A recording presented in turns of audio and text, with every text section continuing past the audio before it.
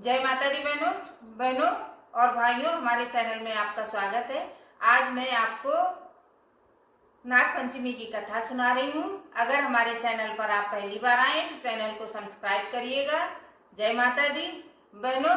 बहुत पहले की बात है, एक गांव में एक सेठ रहते थे। सेठ के 7 बेटे थे। सातों बेटों की सेठ जी ने शादी कर दी। सातों बहुएं घर में आ गईं।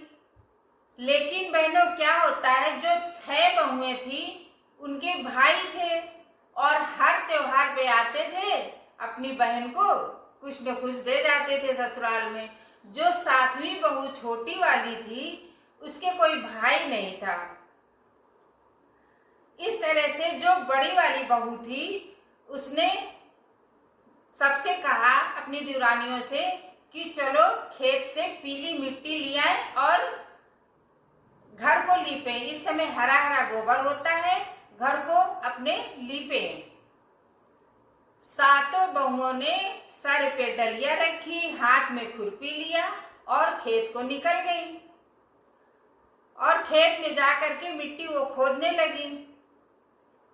तो जो बड़ी वाली बहू थी, जब मिट्टी खोदने लगी तो बाम्बी में सांप था, नाग देवता थे, तो वो निकल आए। तो उसको खुरपी से मारने के लिए हाथ बढ़ाया। जो सबसे छोटी वाली बहू थी देवरानी, उसने कहा दीदी मत मारो और जाने दो, क्या लिया है उसने, और छोड़ दिया जिठानी ने देवरानी के कहने से। सातों अपनी अपनी डलिया खुरपी लेकर के घर आ गई। और जो छोटी वाली बहू थी, उसने उस नाग देवता से कहा कि भैया, हम तुमको दूध लेके आएंगे, शाम को दूध पिलाएंगे आके। अब नाग देवता उस बाम्बी के पास बैठा रहा कि वादा किया है तो दूध लेके आएंगी। उधर वो लीपने पोतने के चक्कर में इतना व्यस्त हो गई कि भूल गई दूध लाना। उधर नाग देवता बहुत गुस्से में, बताओ हमसे कहा था दूध देने आएंगे, आई नहीं, अब हम इसको कैसे छोड़ेंगे, आएगी तो हम डसेंगे। बहनों, क्या होता है कि जब सुबह वो उठती है तो उसको याद आता है कि अरे, हमने तो नाग भैया से कहा था कि हम दूध लेके आएंगे, हम गए नहीं और नाग भैया इंतजार कर रहे होंगे। उसने सकोरे में लिया दूध और ले करके चल पड़ी। खेत में जा करके देखा, क्या बाम्बी के पास नाग देवता बैठे हैं। तो जैसे ही नाग देवता को देखती है तो कहती, भैया हमसे भूल हो गई, कल लीपने पोतने में हम इतने व्यस्त हो गए कि हम दूध लाना भूल गए। और उस दिन था पंचमी का दिन, तिथि पंचमी का था। तो नाग देवता ने कहा, तुमने हमको भैया कह दिया है तो अब हम तुमको कैसे डसेंगे। वैसे हम तो यही सोचे थे कि हम तुमको डसेंगे, क्योंकि तुमने वादा किया और वादा निभाया नहीं। भैया भूल हो गई, हमें क्षमा कर दो। अच्छा, तब उसने बताया कि भैया हमारे कोई भाई नहीं है, इसलिए हमने तुमको भैया कहा है और हमें बहुत अच्छा लगा है तुमको भैया कह के। नाग देवता ने कहा, अच्छा ऐसी बात है। वो जो 6 जिठानियां भैया हैं, उनके मैके से भाई लोग आते हैं, हमारे मैके से कोई नहीं आता, मुझे बहुत दुख होता है। और उनके भाई कुछ न कुछ त्योहार में लाया करते हैं। नाग देवता ने कहा, बहन तुम परेशान मत हो और हम तुम्हारे यहाँ शाम को आते हैं। पंचमी वाला दिन था और नाग देवता उसी दिन खूब सारे सामान लेकर के, जेवर जाठा लेकर के, आदमी का रूप धरा, भाई का, और बहन के यहाँ पहुंच गए खूब सारा। अब जिठानियां जो है देखती ही रह गई, इतना सारा सामान आया, इसका तो कोई भाई ही नहीं था, तुम कैसे भाई हो, उनसे बोली वो जिठानियां। तो नाग देवता बोले भाई के रूप में कि हम बाहर चले गए थे और हम इनके दूर के भाई हैं और अब आए हुए हैं तो अपनी बहन को लेकर के सामान आए हैं।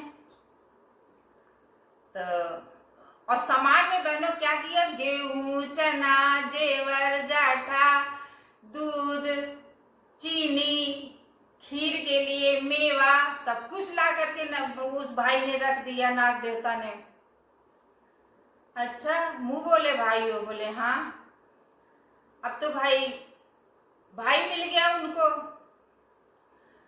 तो जब गुड़िया का त्योहार हो गया, उस दिन उन्होंने त्योहार मनाया। जब भाई सामान लेके गया, वो बनाया चुनाया त्योहार किया, तभी से ये नाग पंचमी का त्योहार मनाया जाता है बहनों। उसके बाद भाई ने कहा कि सास से कि हमारी बहन को थोड़े दिन के लिए विदा कर दो, हम अपने घर ले जाएंगे। तो सास ने कहा ठीक है, ले जाओ। इतनी संपत्ति देख करके सास भी खुश हो गई, बोले ले जाओ। ले गए, अपने घर में ले गए। इतना अच्छा महल उनका नाग देवता का बना, वहां उनकी फैमिली, माँ बाप सब थे। तो वो जो उसकी माँ थी नाग देवता की, तो वो बाहर जाने लगी घूमने के लिए। तो उसने उससे कहा बहन से कि देखो, हमारे बेटे को गरम गरम दूध मत पिलाना, पिलाना तो ठंडा करके पिलाना। और कह के अपना चली गई बाहर घूमने के लिए। बहनों, वो जो बहन थी उसको याद नहीं रहा, उसने दूध खौलाया और खौला करके रख दिया। अब नाग देवता ने दूध पीना शुरू किया, उनका मुंह जल गया, तड़पे वो। फिर उसके बाद जब माँ आई तो मुंह देखा और बहन को डसने के लिए बोली। तो भाई ने कहा माँ माँ क्षमा कर दो, वो भूल गई थी, उसको माफ कर दो। ठीक है बेटा, तुम कह रहे हो तो हम माफ कर दे रहे हैं। उसके बाद बहनों क्या होता है, जब ज्यादा दिन हो जाते हैं तो भाई कहता है कि माँ अब बहन को ससुराल भेज देना चाहिए। ठीक है, भेज दो। खूब सारा हीरा पन्ना सोना चांदी कपड़ा लत्ता और खूब सारा सामान दे करके भाई बहन को छोड़ आया, छोड़ के आया घर वापस। और एक उसमें उसकी जो माँ थी नाग देवता की, तो नाग देवता ने कहा माँ, जो वो हार आपके पास हीरे का रखा है वो हमारी बहन को दे दो। वो हार उन्होंने दे दिया। और भाई ने ये बोला बहन से कि बहन, जब जब तुम हमको याद करोगी हम तुम्हारे पास जरूर आएंगे, तुम्हारे हर समय साथ में रहेंगे।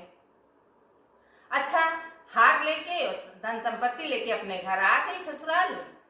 और उसके बाद क्या हुआ कि वहां के जो राजा थे नगर के, उनको कहीं से ये खबर लग गई और ये खबर रानी तक पहुंच गई। रानी ने कहा हमको वही हार चाहिए जो सेठ जी की बहू पहने हुए है। राजा ने कहा, ढिंढोरा पिटवा दिया और सैनिकों को भेजा कि वो हार सेठ जी की बहू से लेकर के आओ हमारी रानी के लिए। अब रानी बहुत दुखी हुई। अब वो बहू, लेकिन अब करती क्या, सेठ जी ने कहा बहू दे दो हार, राजा लोगों का मामला है। बहू ने हार निकाला और दे दिया और जा करके राजा को दिया और कहा कि राजा ने अपनी रानी को दिया।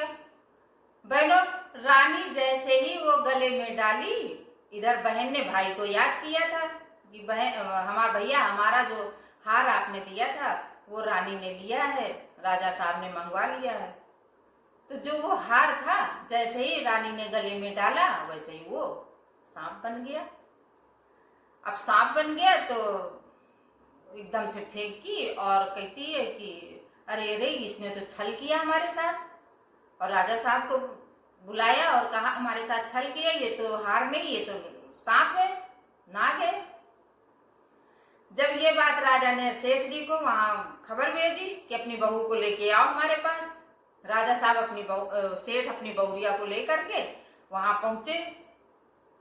तो बहू बोली कि राजा साहब, हम जैसा कहें वैसा करो।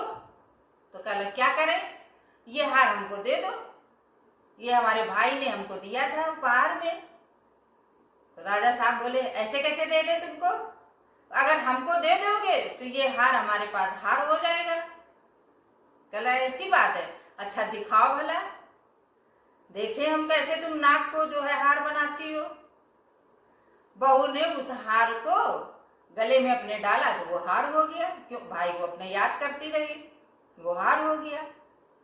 राजा साहब ने खुद ही क्षमा मांगी बहू से और कहा, धन्य है तुम्हारी बहू और हमें क्षमा कर दो। बहनों, तभी से दीवार में नाग के चित्र पंचमी वाले दिन बनाए जाते हैं काजल से और उनकी पूजा होती है। खीर, गेहूं, चना, घुघरी